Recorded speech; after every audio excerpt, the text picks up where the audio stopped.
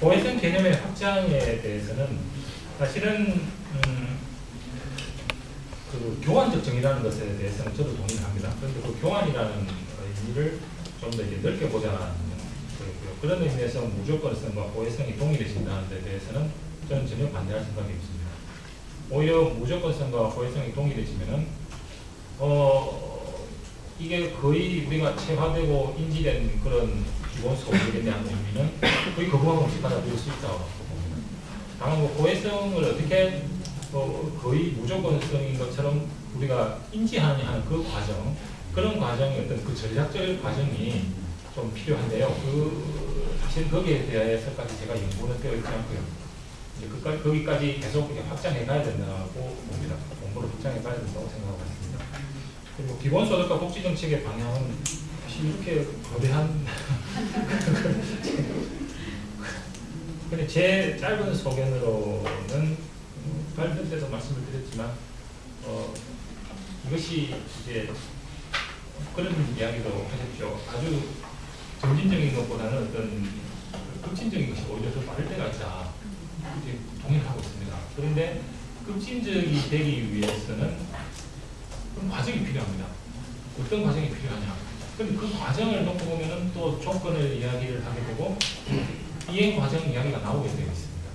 그래서 복지에서 사각지대 문제가 있고 격차 문제를 해소하지 못하고 비정규직을 허용하지 못한다 하는 그런 점에서 본다면 뭐 청년 기본소득 도입하는 그런 것도 찬성하고 또 기초생활보장제도의 소득조사, 자산조사, 능력조사 이런 것들을 다 폐지하고 순수한 소득보장제도로 바꾸는 것 그런 것들도 있을 수 있지 않겠냐 생각이 듭니다. 그리고 어쨌든 기본소득은 베이스로 깔리고요. 그 위쪽에 이제 공적인 복지 그리고 사회복지 서비스 3층 구조가 되어야 되기 때문에 보편적인 시민연금을 도입하는 것도 대안이 될 수 있다 생각을 하고 있습니다. 물론 재원에 대한 문제, 그 조직들을 어떻게 통합할 거냐, 사회보험 조직들을 통폐합하는 이런 문제들도 달려 있는데요. 거기까지는 제가 아직까지 어떤 전략들은 잘 모르겠습니다. 네.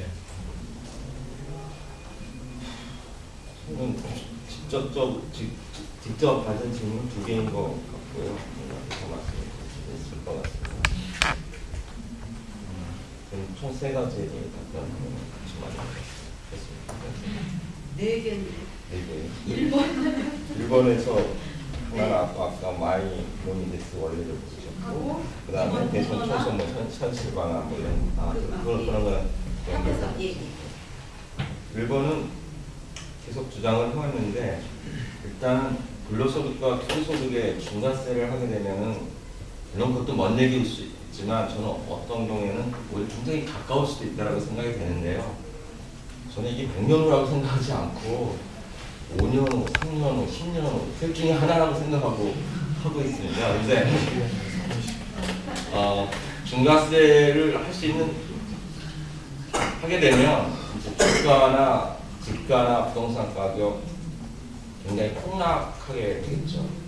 그럼 폭락했을 때 그거를 지금은 우리가 영목이지 다 알고 있습니다. 주택을 담보로 해서 이제 연금을 받는 거죠. 죽을 때까지. 그건 누가 소유하게 되냐. 그분이 주택을 소유하게 되면 돌아가시게 되면은 저는 이제 뭐 국가가 소유할 수도 있고 사회 전성원이 소유할 수도 있고 또 아니면 무슨 은행이 소유할 수도 있는데 우리한테 예를 들면 국민연기금이 글쎄요 지금 평가액이 얼마 될지 모르겠지만 최소한 300조 원은 넘을 것 같습니다. 주식 가지고 있는 거 시가로 따지고 한다면. 근데 그렇게 됐을 때 그 300조 원 가지고 충분히 그런 것들을 사들이고 국민연기금 아니라 다른 수단도 있겠지만 그래서 점차 공유로 이렇게 전환하면서 실질적으로 사회주도 점점점 가까이 가는 그런 것이 가능하고 그렇게 되면은 토지에서 불로소득이 이제 나오지 않기 때문에 거기서 재원을 마련할 수 없지만 우리가 더 많은 기업과 더 많은 토지와 그리고 더 많은 자산을 공유하게 되는데 거기서 나오는 수익이 있습니다. 또 그렇죠? 기업을 공유하게 되면 여기 우리 조선인 선생님도 계시지만 자본 이익에 해당하는 게 그때는 공유 이익으로 이렇게 바뀌게 되겠죠. 그걸 재원으로 해서 주면은 조세 저항도 굉장히 적어지면서 더 많은 기본소득을 줄 수 있다고 생각합니다. 그다음에 마이모니데스는 좀 이런저런 복잡한데 그냥 쉽게 얘기하면 이런 겁니다. n분의 1로 똑같이 나누는 게 기본소득의 정신이죠. 물론 장애인은 더 많이 받습니다. 그렇지만 마이모니데스의 원리는 기본소득을 반대했던 한 돈젤라라는 사람이 주장을 한 건데 제가 살짝 소개만 했는데 질문을 해주셨는데 n분의 1로 나누는 게 아니라 먼저 평균 이하의 욕망을 가진 가장 적은 욕망을 가진 사람한테 그 욕망을 충족시켜 주는 겁니다. 10사람이 10개씩 갖는 것이 아니라 10사람 중에 한 사람이 자기는 5개만 가지면 충분해요. 그럼 5개를 먼저 주고 나면 95개가 남습니다. 95개를 9명이 나눠 갖는 거거든요. 근데 어떤 사람 6개만 가지면 충분해. 그럼 그 사람한테 우선 먼저 주고 욕구가 센 사람이 있으면 나중에 받는 거죠. 그러면 사회 전체 각자 성원의 욕망을 가장 극대화시켜서 충족시켜주는 체제다. 아무도 불만이 없고 왜냐하면 자기 욕구는 다 찼으니까. 그런 게 이제 마이모니데스의 원리인데요. 이것이 빤 돈젤라는 평등하면서도 가장 효율적이고 가장 효과적인 평등 원리라고 주장을 하고 있습니다. 그런데 이게 실현될지 어떨지는 글쎄요. 저는 이 원리에 반대하는 사람인데 계산도 힘들지만 사회 전체의 성원에 욕망을 계산을 충분히 안 해요. 그런 점에서 그 실현 가능성이나 오히려 조사할 때 그 조사 비용 등등을 따지면 오히려 그 효율성이 오히려 처질 수도 있다. 기본소득보다 이렇게 주장을 하고 싶습니다. 세 번째는 현실적으로 이거를 기본소득을 실현하는 방안 또는 이제 당장 그 복지 논쟁이 사회적으로 공론화되어 있고 무상급식 이래로 이제 복지 논쟁이 굉장히 정치로 큰 의미를 갖게 되었다고 생각이 듭니다. 글쎄요, 무상급식도 부분적인 기본소득이겠죠. 묻지도 따지지도 않고 다 받는 거니까요. 단지 그것이 이제 학생들로 제한이 되어 있다는 점에서는 부분적이라고 얘기할 수 있겠습니다.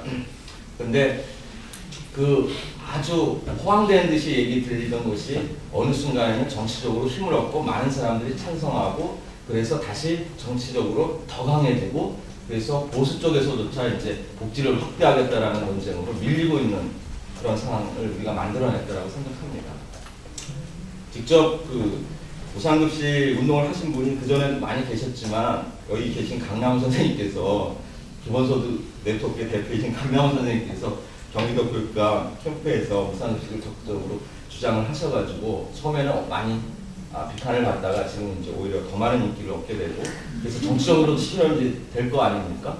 그런 거라고 생각이 되는데 기본소득도 굉장히 호황된 주장처럼 들리지만 우리 진보가 솔직하게 우리 이런 거 하겠다라고 얘기하고 그것이 무상급식을 통해서든 아니면 또 무상보육이 될 수도 있고 무상무료가 될 수도 있고 여러 가지 매개를 거칠 수도 있고 직접적으로 할 수도 있겠지만 그러면서 진보의 그 뜻이 많이 모아지고 그리고 많은 사람들이 그 진정성을 알고 그리고 더 많은 사람들이 또다시 알게 되고 물론 비판도 많이 받겠죠. 그 과정에서 공론화되고 커질 수 있다고 생각되는데 좀 더 구체적으로 조직적으로는 이런 생각을 저는 합니다. 두 가지 차원에서 이게 사회적으로 정치적으로 힘을 갖게 될 수 있다고 생각되는데 첫 번째는 진보적인 또는 적어도 그 비판적인 분들이 다는 아니라 하더라도 그 중에 많은 분들이 기본소득 운동을 같이 하게 되는 부분 그거는 지금도 저희 기본소득 네트워크가 노력하고 있지만 앞으로 더 많이 해야 되겠죠. 토지정의 시민연대라든가 아니면은 뭐 자율운동을 하는 분들 그리고 그 외에도 많은 분들, 생태운동을 하는 분들, 많은 분들이 점차 이제 기본소득에 관심을 갖고 기본소득 네트워크와 같이 하자라는 제안들을 많이 하시는데 이런 부분들이 점차 더 넓어져야 되지 않을까라고 생각하고요. 여기 계신 이제 민주노총에도 계신데 민주노총에서도 점점 더 많은 분들이 기본소득 운동을 같이 하게 된다면 좋다고 생각이 됩니다. 그 다음 차원은 시간적으로 그 다음이라고 얘기하는 건 아닙니다. 근데 두 가지 또 다른 측면인데 다른 측면 또는 다른 차원은 많은 사람들이 이것을 알게 되고 많은 사람들이 기본소득 운동의 주체가 되는 것입니다. 아까 최고원 씨 말씀을 해주셨는데 전통적으로 그 조직된 노동자 중심의 그렇게 비판운동 또는 대안운동 이런 것에서 좀 넘어서서 청년 실업자 그리고 장애인 그리고 심지어 그동안 보수적이었던 대다수의 그렇게 어르신들 그리고 여성들 그리고 생태운동하는 사람들 심지어 중고등학생들까지 우리가 촛불 때 중고등학생들의 위력을 보았듯이 그런 사람들조차 이 운동의 주체가 될 수 있는 그런 부분이 있습니다. 직접적으로 황당하게 들리지만 그 사람들에게 이익이 되는 것이기 때문에 운동의 주체가 될 수 있고 그래서 굉장히 운동의 주체가 많아지고 넓어질 수 있다고 생각을 합니다. 그 모든 사람들이 같이 할 수 있는 매개고리 중에 하나가 기본소득인데 과연 그 고리를 잡았으면서도 어떻게 현실적으로 촛불의 바람을 일으켰듯이 이렇게 만들어가느냐 하는 문제는 여전히 있지만 어쨌든 글쎄요. 저보다는 아마 이거는 이제 정치운동이나 사회운동 하시는 분들, 여기 계신 분 중에는 국민 선생님이 더 많이 고민을 하셔야 될 것 같은데, 빨리 그렇게 되는 날이 오길 기원합니다. 청년이라든가 장애인이라든가 생태운동, 그 다음에 뭐 토지 정의를 위한 운동 등등등을 위해서는 저희가 그 운동단체와 많은 사업들을 올해 중에 학술대회뿐만이 아니라 뭐 어디 대회를 같이 나갈 수도 있겠고, 뭘 만들 수도 있겠죠. 그런 것들을 같이 하고자 합니다. 몇 가지 말씀드리겠습니다. 감사드리고 다 토론자, 발제자 여기 들어오 계신 분 다 포함해서 꼭 이 말씀을 하셔야 되겠다고 하시는 분 한두 분 말씀 듣고 문 닫을까? 네. 계속 제가 질문을 드렸는데요. 제가 왜 이명현 선생님께 그런 질문을 드렸었느냐면은 일단 제가 이제 최근에 쓴 책에서 그런 비판이 있었어요. 그러니까 그 기본소득에 대해서 반대하는 강력한 논의 중에 하나가 포괄성의 원칙이 어긋난다라는 것이고, 예를 들어서 이제 파르파레이스가 아주 기본적으로 주장을 하는 것처럼 그 노동소득을 통한 그 소득세를 재원을 한 경우에 결국 노동을 하는 사람들로부터 세금을 거두어가지고 일하지 않는 자들에게 그거를 나누어주는 것이기 때문에 포괄성의 원칙에 정면으로 어긋나는 것이고, 그런 이유로 농고를 많이 반대를 한다라는 걸 읽었었거든요. 그래서 적어도 유명한 선생님의 이렇게 얘기를 들었을 때는 의도는 이제 충분히 공감이 가거든요. 그러니까 사람들에게 보다 다가가기 위해서 이거 상당한 것이 아니고 뭐 정의에 어긋나는 그런 것이 아니라는 것에 다가갈 수 있는 그런 인지적인 동의 과정을 생산해내기 위한 것이라는 것에는 충분히 공감이 가는데, 그런 인지적인